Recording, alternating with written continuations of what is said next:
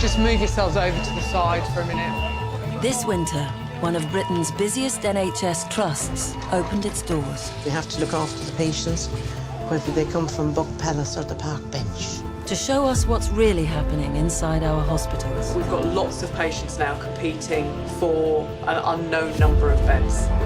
Every week, more than 20,000 people are treated here. The pressure's just gone. What? Is it completely gone? And the numbers, as well as our expectations, are rising. We just had our worst 10 days on record. There's nowhere in the hospital to move anybody. I mean, at some point, somebody will be telling us whether we're allowed to do any work. This is a place with some of the best specialists in the world, Tumour's out, job done. where lives are transformed. This is saving his life. It has to work. But they are operating at a time when the NHS has never been under more pressure. Any beds? No. No beds for anyone? No. It does feel to me like the elastic's a bit nearer to breaking now than it ever was. Its very future under scrutiny. All right, I think we will go out on red because we're under real pressure in the emergency department. We're aware of the problems. Anybody got a solution? Following the patients from the moment they are admitted Anything I've done up to this point means nothing compared to when you can literally give a bit of yourself to save someone else. to the moment they leave. It's all good news. The cancer's gone. You don't need any more treatment. Fantastic. Thank you so much. Week by week, we reveal the complex decisions the staff must make about who to care for next. That patient is coming to me to be operated on, and if I don't do it, then there's only one inevitable outcome. They're going to die.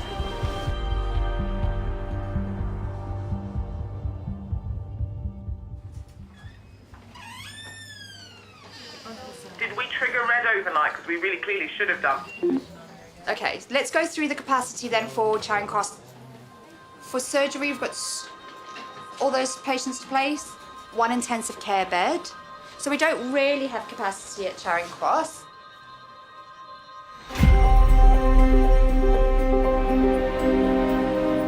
Charing Cross is one of the 5 hospitals within Imperial Trust. It's a centre of excellence for neurosurgery and cancer treatment. Known for pioneering new technologies, it deals with some of the most complex and challenging surgery in the country.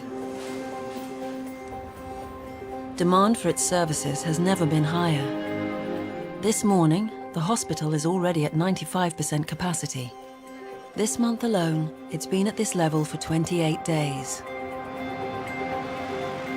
It's me, yeah. Of course I am. I'm on my way. I'm on my way. Kevin O'Neill is a world-leading brain surgeon. His reputation has made him one of the country's most in-demand specialists. We do like to push the boundaries a bit here. We've got a very good team, people that work together. We get very good results. We do stuff that sometimes other people don't want to touch, stuff that we consider doing that is complicated, cases that come for consideration from all over the country and all over the world. Today, Kevin has 2 scheduled operations. His first case, 53-year-old Valerie, is particularly challenging. 7 years ago, she was diagnosed with multiple brain aneurysms. Got 5. 2 of them have already been operated on, had coiling, and this one has to be clipped, so they have to go through my head because where it is in my head. Yeah, it is. I see what you mean. It's got this it's like a trifurcation almost, isn't it?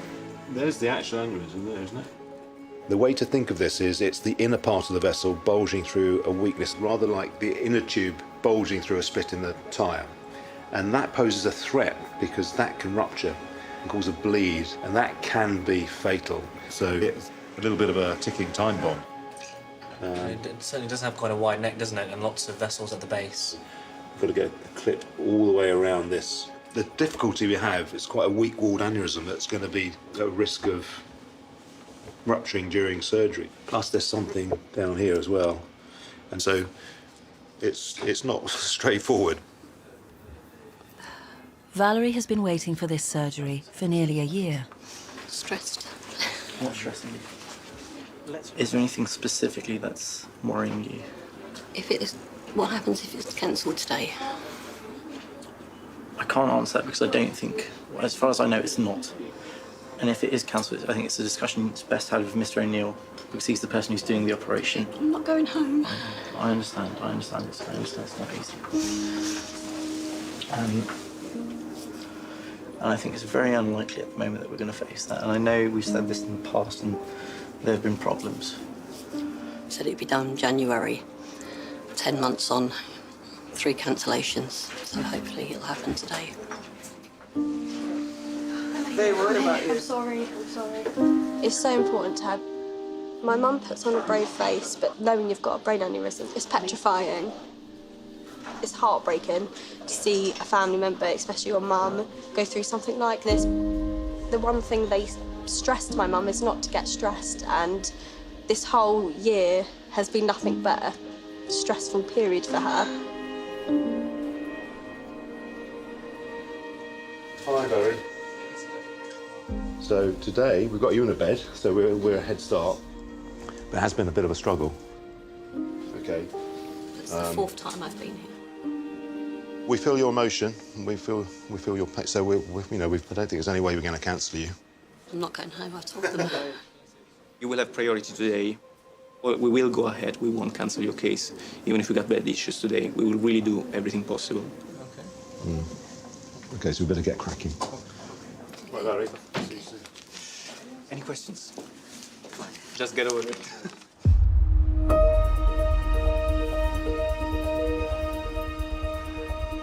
Before Kevin can start Valerie's procedure, the intensive care team must prepare for the worst-case scenario.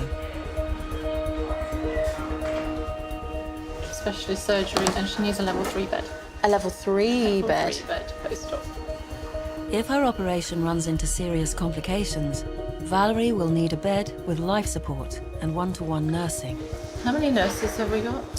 We've got 17.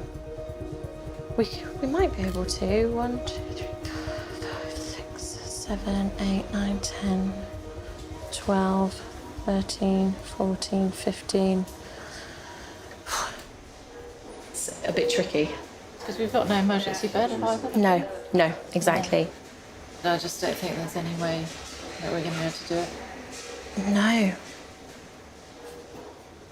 Apparently, she'd been cancelled a couple of times before. Okay. Yes. But if you haven't got the nurses to be able to do it, it's irrelevant. Yeah. Okay. We don't like cancelling patients, and, but sometimes that decision is out of our hands. Every sort of decision impacts on somebody else, really.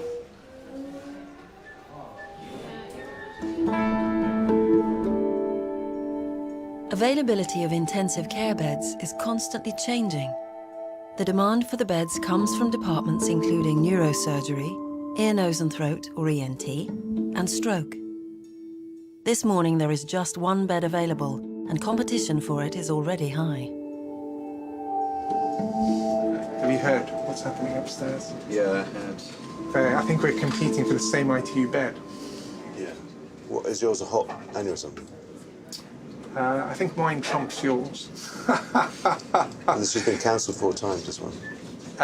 Mine's been cancelled twice, so we're in there. It's a game of trumps, isn't it? Because we all want to do the best for our patients. Absolutely. I agree.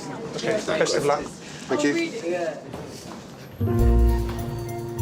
Dr. Kyriakos Lobotasis also has a patient with a brain aneurysm who may need the intensive care bed after surgery.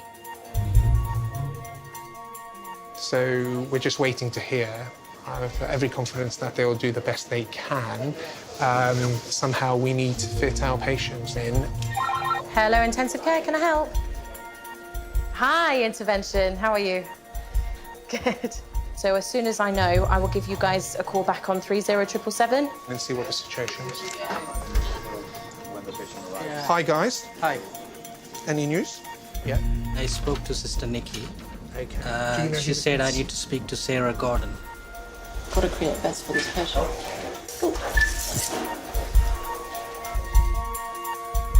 Neither aneurysm operation can start until Sarah and Nikki move patients out of intensive care onto a general ward. But the general wards are full. Okay, maybe if you can let us know. Hello? Until a decision is made, 2 theatres are inactive. Yes.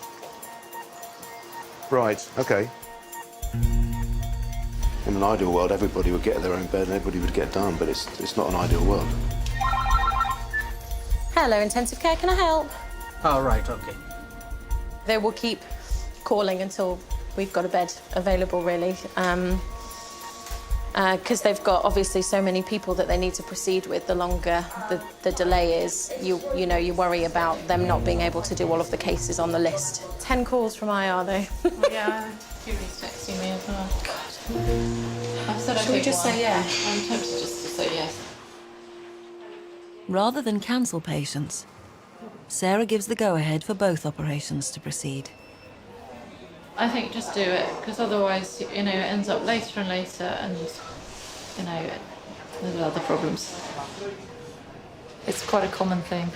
What you tend to end up doing is, you know, we'll accept 2 patients when we've got 1 bed and hope that 1 doesn't need to come. And if at the end of the day they do need to come, then we have to work out another strategy. So it makes things quite tough, doesn't it? It's no fun at our end, but, No. you know, otherwise patients get cancelled.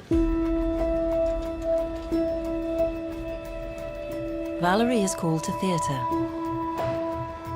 It's the end of a year-long wait for her operation. They don't even know if they've got a bed for her after the operation, which is so worrying, because if she needs to go to ITU after, and they're saying that there isn't a bed available, who's going to look after her? Who's going to give her that one-to-one care that she needs? It's a big invasive operation that she's having done. It's scary. It really is scary. It's a serious business. We do have many challenges. I mean, Mr. O'Neill, of course, is much more qualified than me to speak about these issues, you know, that NHS is facing. But yeah, it is very stressful for us as well. It's extremely stressful. Giulio Annichini from Italy came to London to train under Kevin. Giulio is basically my right-hand man. Suction. Excellent. Eccellente, Ambassador. What's good is that we can share the struggle. Getting things done. She's a lovely lady, isn't she? She's a very nice lady.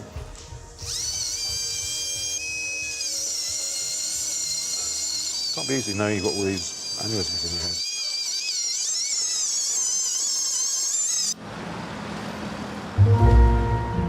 The number of elective operations performed at Imperial has grown 50% in 5 years. Each month, at least 10,000 procedures are carried out.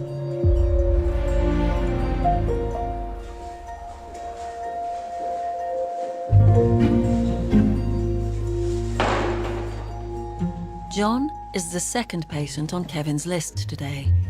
For 2 years, he suffered from a spinal disorder which causes acute leg pain. Yeah, exactly. Yeah. Right, hang on. Where's that bother bit? His operation requires 4 hours theatre time. It can only start once Valerie's is safely completed. Yeah, exactly. I'm a patient man. The only reason I'm here is because of Kevin O'Neill. He certainly could not guarantee that the operation was going to take place today. However, he's very conscious the operation has been already cancelled once. So we'll wait and see. The stats are just unbelievable. How long did Germans wait after seeing a specialist? 2 to 3 weeks. How does this compare to your waiting times? What, here? Here, I've been waiting since March.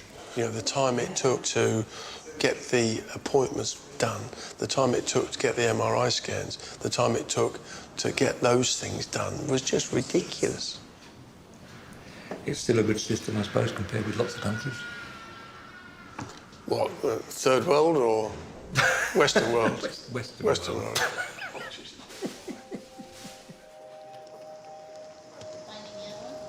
looks very, very unstable. Don't worry about that.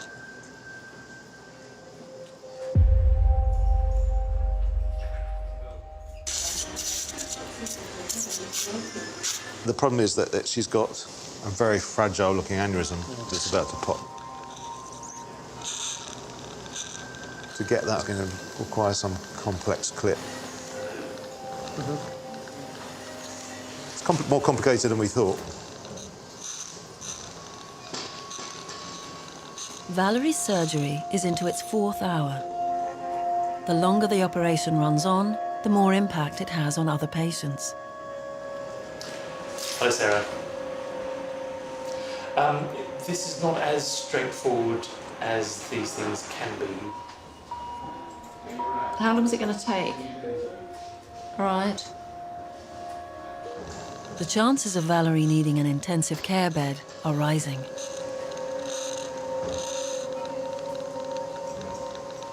Got a clip across here. Yeah. There is a bed available for this woman, but it would require cancelling a big ENT case. OK. We need the bed. Hello, Sarah. We really should have a bed available for this one. Right. He's not particularly confident that it's going to be as smooth sailing as a really simple one to do. The situation with the bed is that there is one ITU bed available, 2 complex cases, including ours. And I'm in the middle of a complex operation. Feels like you're juggling quite a bit. Yes, it's constantly juggling, actually.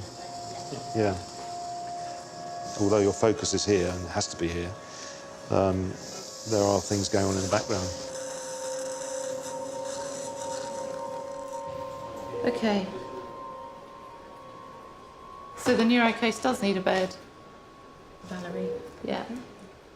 Do they try and put pressure on you? They do a little bit, but it's swings and roundabouts. You know, we put pressure on them, they put pressure on us. So it can be a little stressful, but it's okay. Yeah. So we're thinking about this one, weren't we? Okay, because I was thinking more of something like this. Oh, this one? That's very curved, isn't it? Kevin must fasten a metal clip around Valerie's aneurysm, a procedure that could cause a bleed on her brain. It's the most dangerous stage of her operation. It's tricky, isn't it? Just to see what this looks like.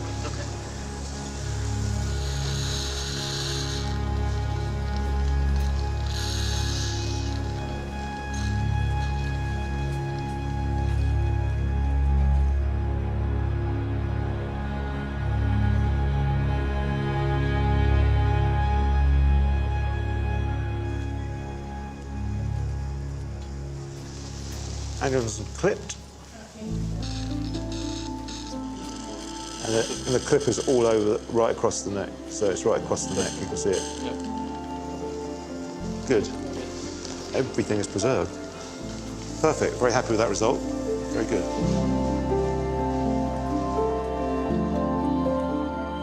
The operation is a success. They don't want the bed for the clipping, no?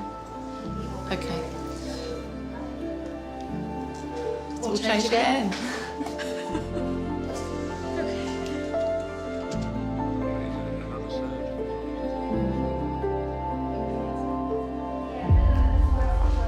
Mr. Trumper. Thank you, ladies. John has been waiting 9 hours for the operation to release trapped nerves in his back. So, decompression bilaterally here, and then extend the spaces down to here. After being cancelled once before, his operation will now go ahead. Everything under control.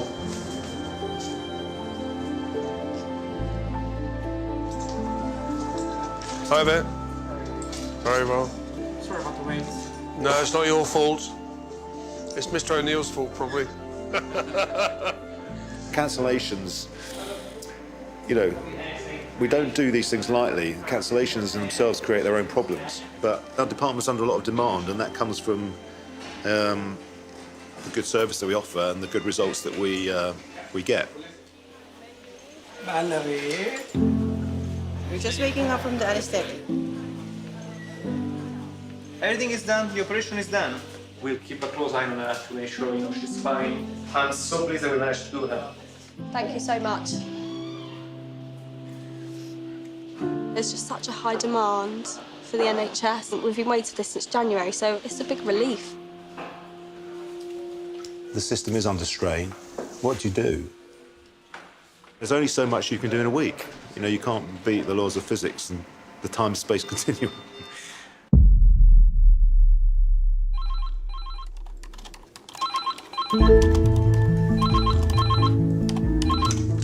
Good afternoon, neurosurgery. Yes. What I'll do is I've sent the letter out to you, so you'll get the letter instead. Demand on Kevin's neurosurgery department is especially high. It's increased by 1/3 in the past year. He has so many patients, it's never ending. What kind of numbers are we talking about? Easily over 500. So there is quite a long way. Many patients choose Imperial because of the reputation of its surgeons. We had to cancel a clinic today so he could do a theatre list, and he's doing a clinic tomorrow in his own time to see the patients because we don't have the capacity to move them elsewhere. Along with routine patients, Kevin also deals with emergency cases. Julia, have you seen Mr. Marston? We're going to see Mr. Masters now. I've seen him this morning, isn't it? Today, he's concerned about the health of Phil, a crane driver. Yeah. Philip, so how's this arm feel? Is it quite weak? Yeah, it's very weak. Yeah. Very dead on my leg as well. And your leg as well. So when's the last time you were able to walk? Can you walk now, or? No. No. Mr. Marston came to our brain tumour clinic about a week or two ago with a history of, well, you're falling over a bit, weren't you? And some weakness on the left side, which was discovered after attending his local casualty, and they did a scan. They found a brain tumour. It looks like a benign brain tumour, but it's right over the sensory motor cortex. But the only way to really deal with it is we have to get this thing out. So as he's been getting weak progressively over the last 4 or 5 days, we're going to move his surgery forward and try and do it urgently tomorrow. So I'm hoping this is just what we think it is, and that's the end of it.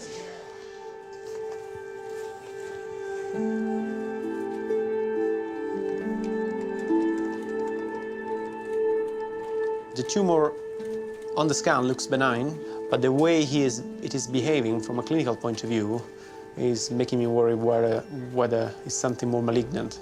Philip, that I've seen him on Monday, has been deteriorating more, which is very unusual. This is peculiar about this case because usually it's not so quick. These are slow-growing lesions. Phil's fast-growing tumour has already reached 6 centimetres. There's a possibility it could be cancerous. I'm a tower crane driver. You see a lot of sights of London. Don't go under London Eye too much. See it every day, mate. Yeah, I've got a partner, Chloe, yeah. Lots of friends and family rallied around to help and come and see me, and a lot of big support network, which is good. What could I do? Can't change what's happened. Well, hopefully he can. Phil is on the emergency operating list for tomorrow. We haven't got any choice. The sooner the better. That's the best course of action for him.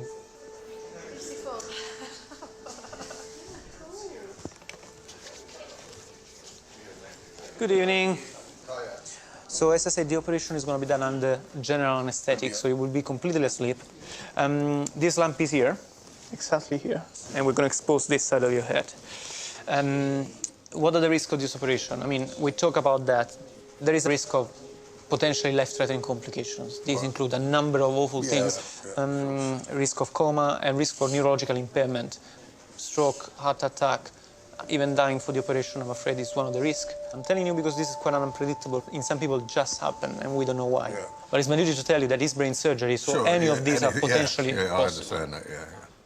Start messing about with it. So- No, is this happening tomorrow? Is it? Tomorrow. So I booked you for emergency theatre tomorrow. And so, what, just go down first thing in the morning, you think? Hopefully, yes. Hopefully. 8:30, 9, something. Right, yeah.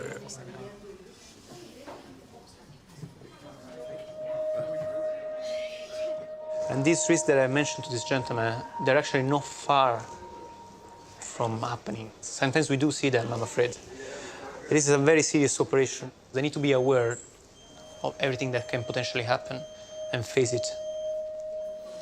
Some of these are quite, takes over a little bit and focuses when he tells you all that. Realisation, innit? Yeah, that's it. You could die. Thanks for that one.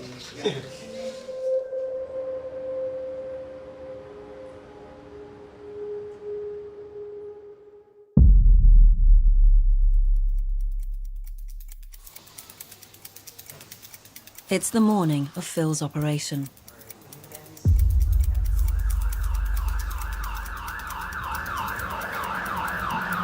"11 floors down, a man is admitted to A&E with a life-threatening bleed on the brain.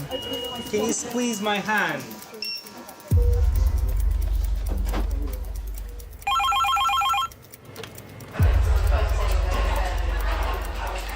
So we've got a gentleman, known alcoholic, who has a very large left intracerebral hematoma, who's been intubated, ventilated, and who's coming across. Charing Cross has 10 operating theatres. Each one is booked out to different specialties.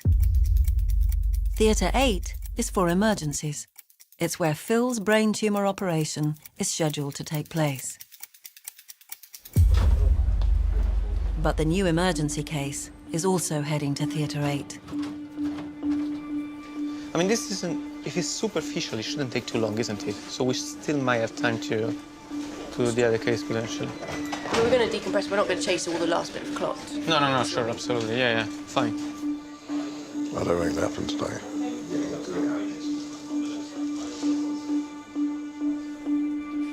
I mean, this hematoma is got as priority. Exactly, Yeah, yes, okay. yeah.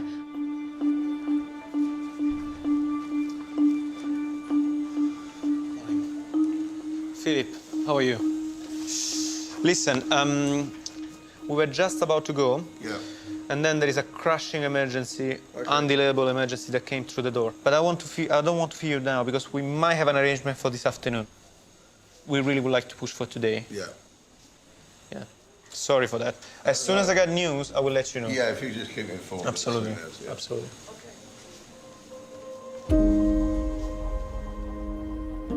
We need to do this chat today.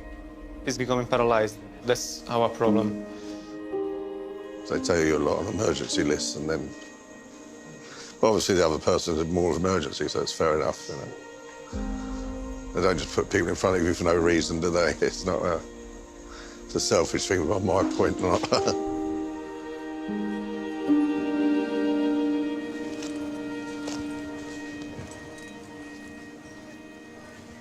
The surgery on Phil's brain tumour must wait. His life's on hold, and there's a big uncertainty about his future. So he's putting a brave face on it. You know, he's a big, strong guy, crane driver. You know, putting a brave face on it. But underneath that, you can see the concern and worry in his eyes. So you know, that's part of the reason that we're trying to get on with this. It's just hard. Emotions go up and down, you know. It's all, oh, right, it's happening, it's happening. Now people be ringing me saying, oh, what's happening? But it's what it is, isn't it? What can you do? Nature of the beast, really, isn't it?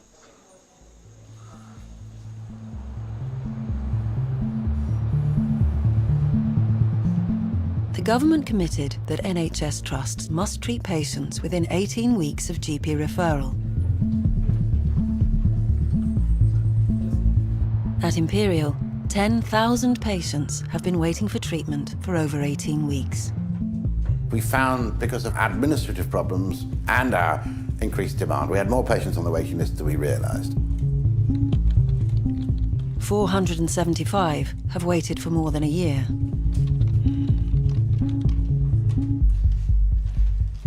Waiting lists is probably the single top priority in my job, is to get this problem sorted. Is the problem going to go away? So we've got a plan to get back to meeting the government targets by next year. That priority is shared by the divisional director and the chief executive and the medical director, and we meet every week about it. So by the end of November, that 475, what will that number be down to? 6 have already been treated. And at the end of November now. Yeah. So I would expect more than 6 of the 475 to have been treated. But some of these specialties sort of legitimately have too much going on to be able to get this sorted out. Neurosurgery, it's an increase in referrals. And it's a lot of theatre time, isn't it? A lot of theatre time. A number of strategies are being introduced to cut waiting times. At Imperial, like other trusts, these include outsourcing. So outsourcing is when we take a small number of patients, usually the routine ones, not the very complicated operations, and we phone the patient and ask them if they'd be happy to have their operation done at a private hospital. And we do that if we don't have the capacity to treat them quickly enough within the government's 18-week target. They reckon that it'll take them 10 weeks, you see, from when we send them out to see them in outpatients, arrange a date, do them in outpatients, discharge them. 10 weeks is a lot quicker than we do it. Really, a private provider? Yeah. From our point of view, it's a short-term solution because our waiting lists were longer than we'd realised and we needed to do something fairly quickly. Outsourcing team, yeah. So if you've ever got concerns, just give us a call. A dedicated outsourcing team is up and running. They are 2 weeks into the proposed 6-month programme. It should all go smoothly. So best of luck. I hope everything goes well, and you'll hopefully hear from them very soon with your appointment. Okay, very welcome. Thanks for your time. Thanks. Bye. So far, 200 patients have agreed to be treated at private hospitals. Hi there. I understand that you're waiting for an appointment under neurosurgery. Is that right? 9 months now, I think. The private providers have agreed to do this for the same price as the NHS pays. So it's financially neutral to the NHS.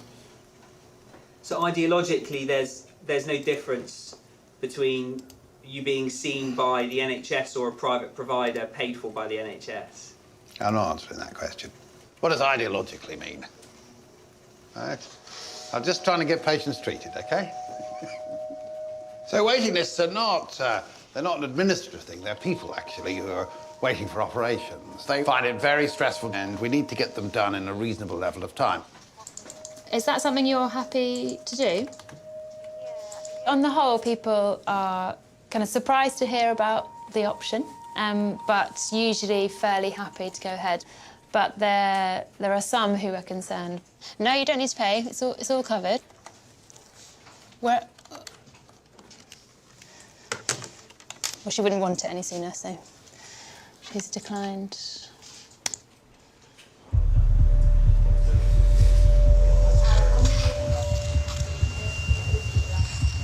At Charing Cross Hospital, all 10 theatres are in use.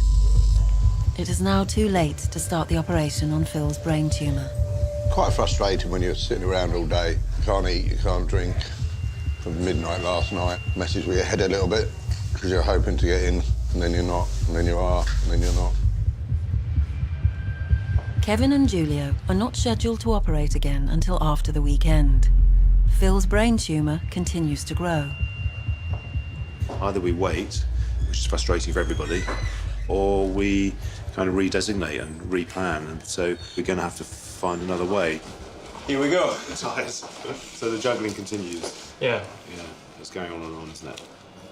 So I think we've got to do it at least over the weekend. We can start first thing in the morning. I can come in and I know it's a Saturday, but we can come in and I can, you know. You don't need to come. No, I will. No. But we've got to get these things done. That's fine. Okay.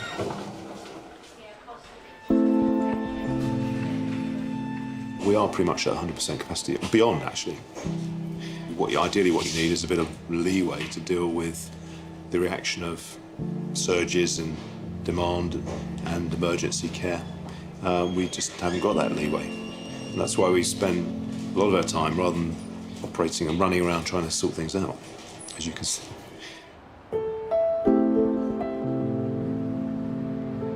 Four floors away from the pressure of theatres, a clinical trial is underway. That's very good.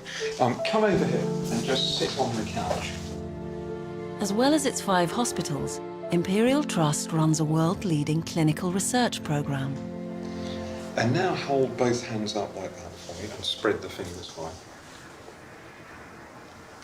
Fingers wide. 52-year-old painter and decorator Selwyn suffers from a brain condition called essential tremor. And now just hold them by the nose there. Its severity is rated on a scale of 1 to 10. Now, this is an interesting one. Selwyn is a 9.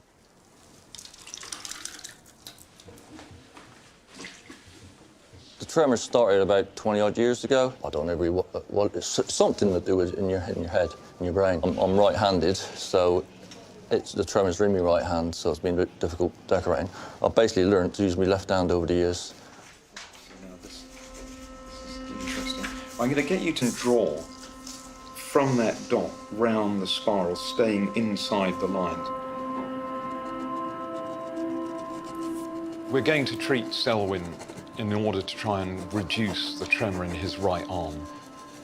The first time I actually saw non-invasive surgery, interestingly, was on Star Trek 30 years ago, performed by Dr. Zulu. Selwyn's tremor has worsened with age and is resistant to conventional treatment. I went through a load of procedures, tablets and all sorts, and they said the next course for me was just like a drilling into my head. I didn't fancy that one, but this one I'm well happy with it. If it works, it's brilliant. How it works is that an ultrasound beam, which is not powerful, as it's used, for example, to listen to babies in mothers' wombs, and therefore it doesn't damage the baby at all, is made powerful by the focusing of 1,004 ultrasound beams on a precise target. The team is preparing for next week's procedure. They will need a precise image of Selwyn's brain to map exactly where to focus the ultrasound beams.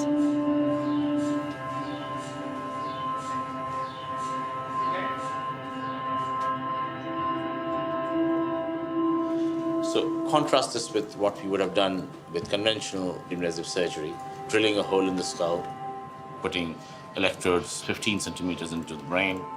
The risks are much reduced. And the good thing is this is just the beginning. In the future, we look forward to using this for deep-seated brain tumors, where currently surgery is fraught with risk.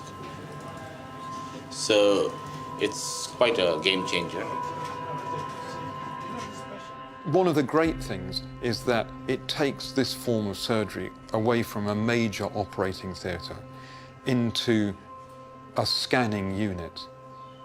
And of course that would allow, in principle, many more people to be treated and treated effectively without so much disruption or such a great wait for surgery.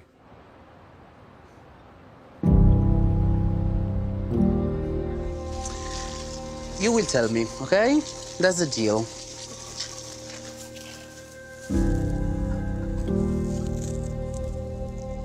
After months of waiting and numerous cancellations, John and Valerie are recovering on the wards.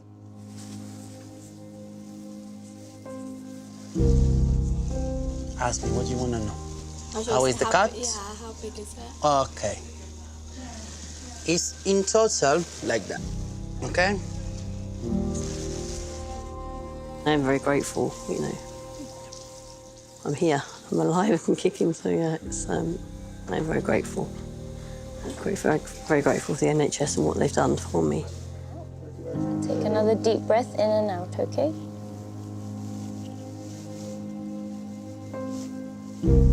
The thing which is noticeable, right, is that when you end up here in bed, it's brilliant.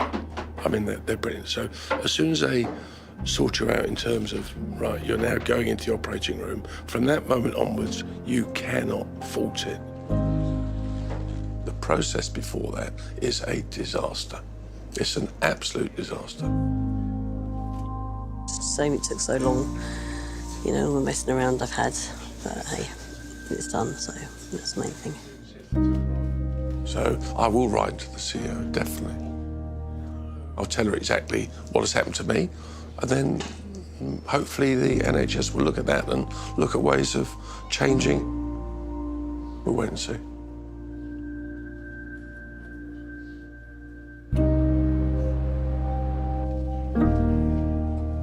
To deal with patient concerns, the Trust has a dedicated patient liaison team.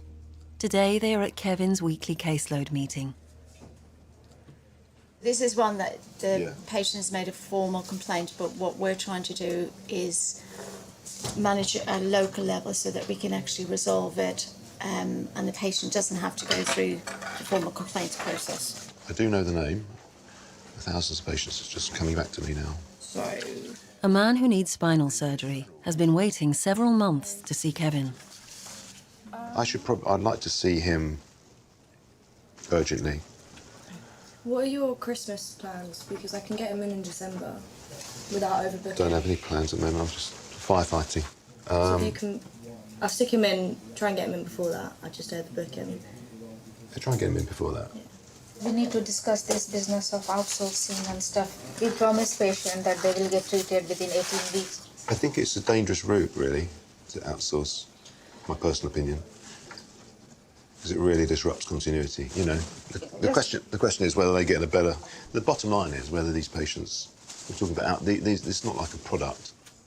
I don't think it's healthy for the patient to go and have another operation by somebody who's never seen them before. You know, the patient you form a relationship with the patient, you create opinion, which may be different from another doctor. It's just the sheer number of patients that we have to get through. Yeah, that's true. What worries me is this thing about outsourcing.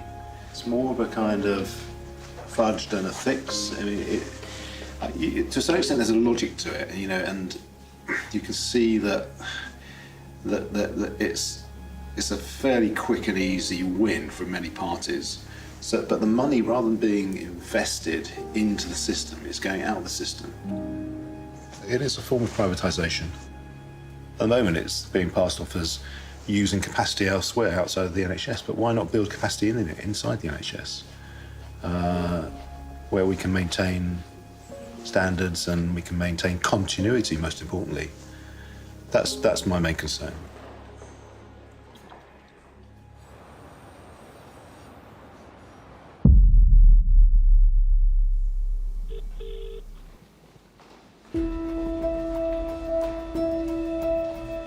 Morning, boss. How are you? They're sending for our patient, just to let you know. Perfect. Let's get this done today.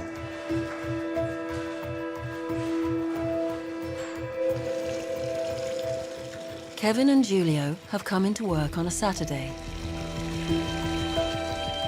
It means the wait is over for brain tumour patient Phil.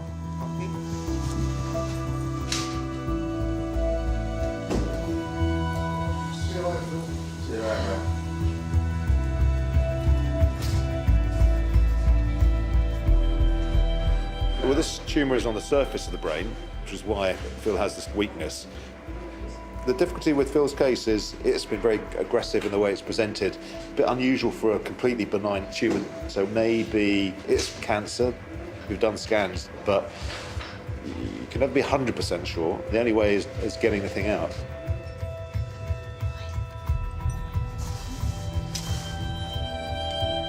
Right, see you later. right, good luck.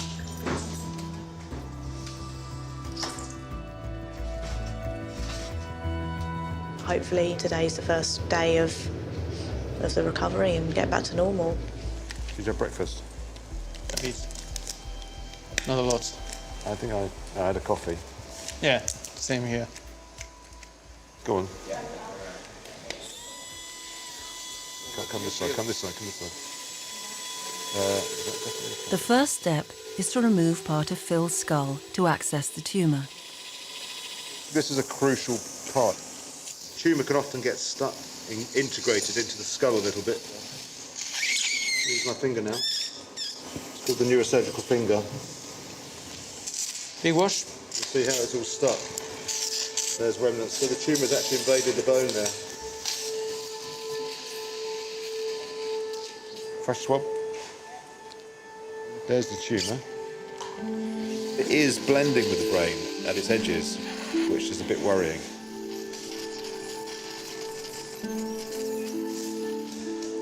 It looks kind of funny, doesn't it? Remember we said it could be something funny? Yeah.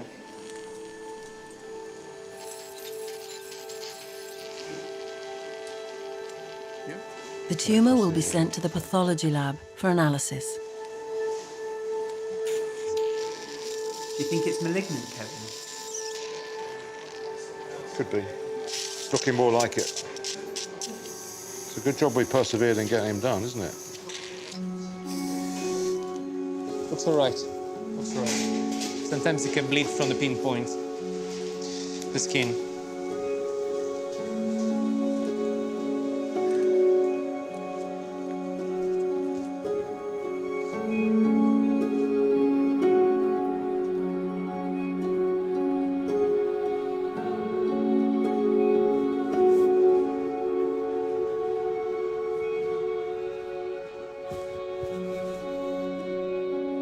So we managed to take the whole thing out. It should improve from the way it is now. I can't really tell you how much he's going to recover or if it's going to happen or not. Of course, we're going to keep an eye on him in the meantime. Okay. Thank you. Cheers.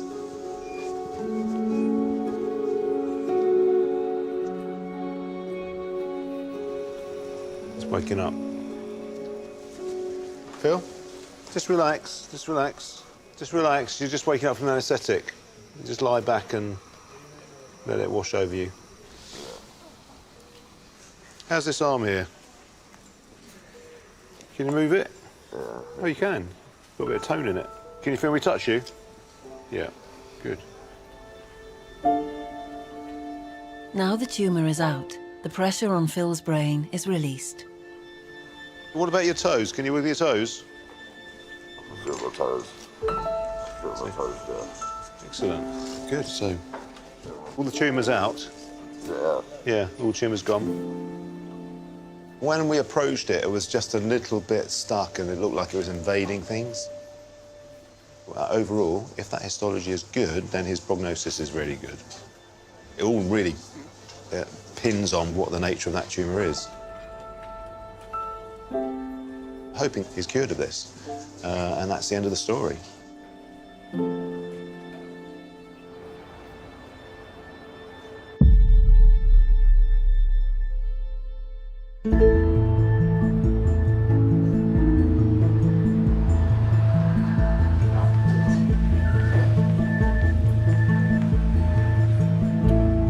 It's the morning of tremor patient Selwyn's operation.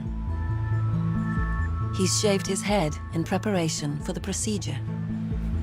It's strange. Didn't recognise him yesterday on the train.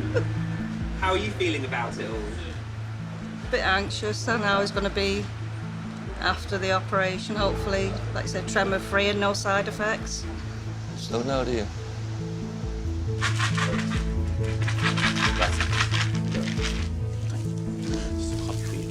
Has the patient confirmed his identity? He has.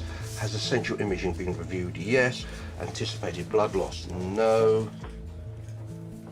The underlying theme in all of this is the maximum possible safety for the patient. You are delivering large amounts of energy in a very concentrated fashion deep in the brain. Even though we don't open your head, even though we don't make a cut or anything, it's still delivering energy inside your brain. So so the structures around it, even a couple of millimeters here and there, are very important. So the very same thing which will control the tremor can also make you paralyzed. But ballpark, overall, the risk of any of this happening is 1% or less. So that's me, and if you're happy, sir, I see it. Let's sign here. And that's the other thing, your handwriting should get better.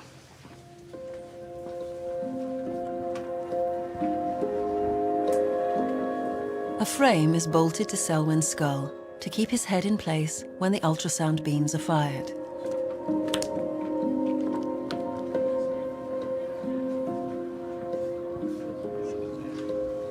That fold of skin? being brave, Marianne. He's definitely been brave. Selwyn is one of only 20 patients taking part in this groundbreaking trial, funded by Imperial College Healthcare Charity.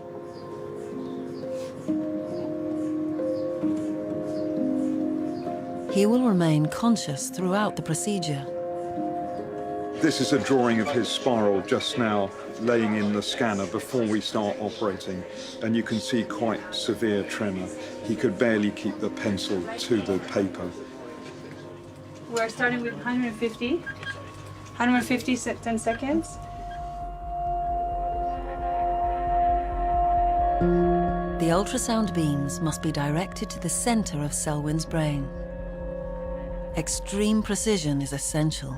Okay, we're looking perfect. Each time the beams are triggered, Dr. Bain checks there are no side effects. There are very many really important pathways coming close to the area we're operating on.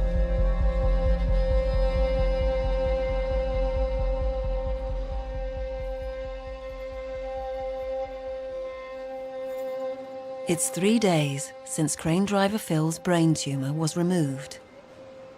This final examination will reveal if it's cancerous.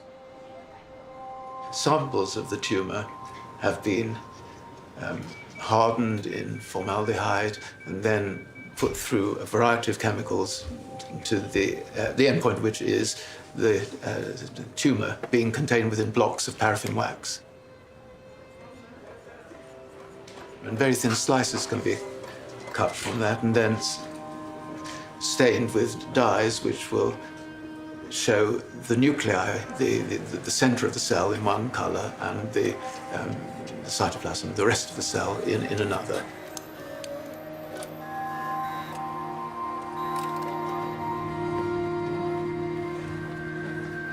The nuclei and the arrangement of the cells and the shape of the cells are issues that you examine when defining how good or not good this tumor might be.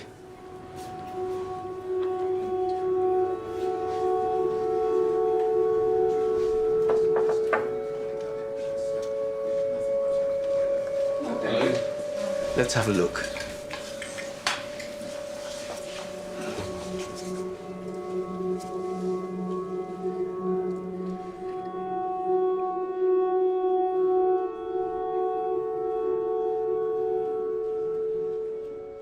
We can get rid of that.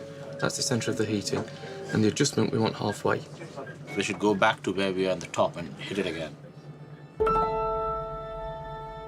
Doctors have been firing ultrasound beams into Selwyn's brain for 2 hours.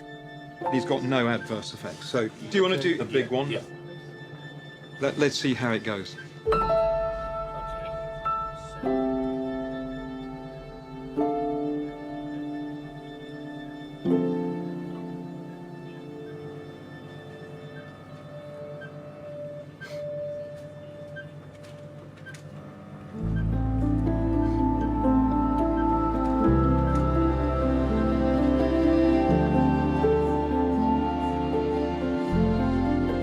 The effects on Selwyn are visible and immediate.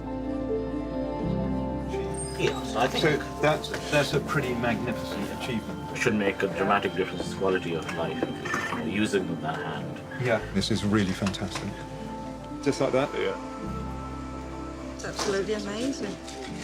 Big smile on his face, yeah.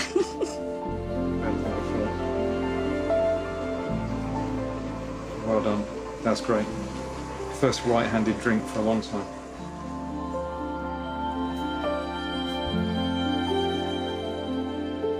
The team hope to make non-invasive surgery available to other patients like Selwyn. One uses the word game changer very loosely, but this is truly a game changer. This is a much smarter way to use resources. It could become a day case procedure, so people could actually have their treatment and walk out and go home. So, given the full package, I would say this is almost a no-brainer for the National Health Service.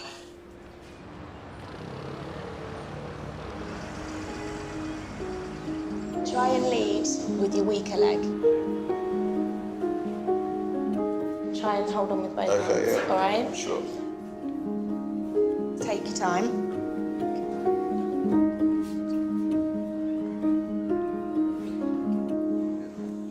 Kevin has the results on Phil's tumour. Pre and post-op, please. We're just going to go and see Mr. Marson. That's the tumour beforehand. I'm really happy for Phil because it is actually a benign tumour. It's not the cancer we thought it might be.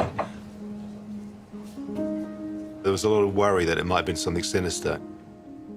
Post-op, you can just see a little fingerprint of where the tumour was. So it looks really good. So I'm going to see him now. I'm excited. I was going to say, do you look forward to this bit? Yeah, this is the reward, isn't it, to see the result? Here he is.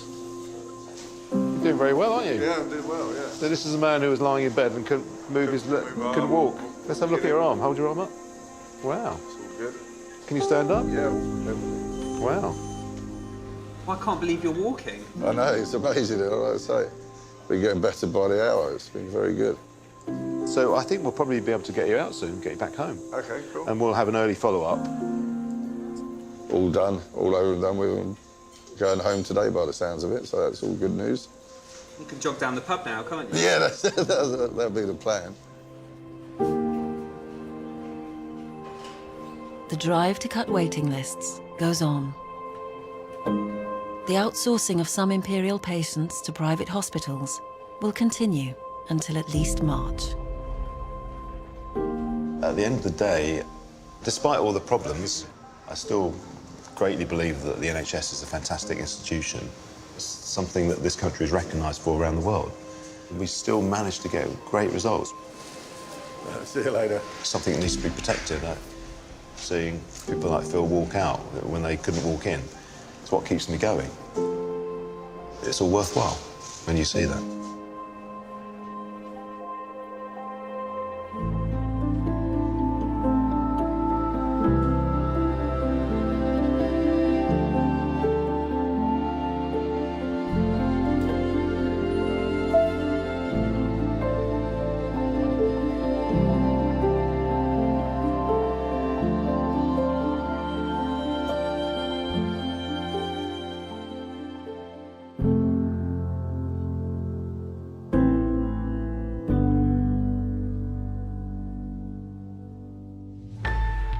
Next time, Overseas Officer Terry tracks down foreign patients to bill them for their treatment. We use these ATMs. I'm from the Overseas Patients Office. You're not entitled to free medical treatment. No.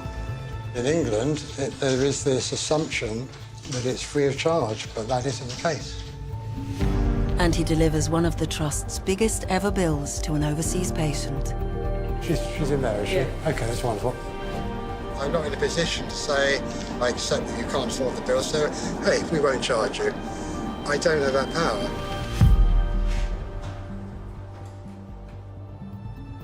What choices would you make when faced with complex healthcare decisions? Visit our interactive pages to find out how you would respond. Go to bbc.co.uk/hospital and follow the links to the Open University.